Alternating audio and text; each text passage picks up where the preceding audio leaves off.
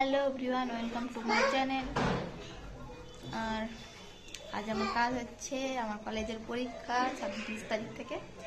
পড়াশোনা করছি, জানি না কি পরীক্ষা দেবো।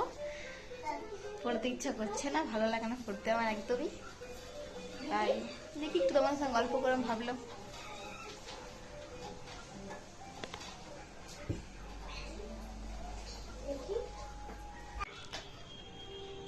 শুভ সকাল বন্ধুরা,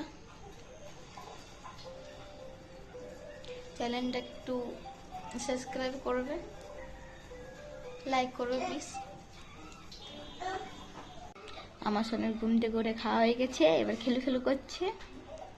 তারপরে বাবু বাবু হাই,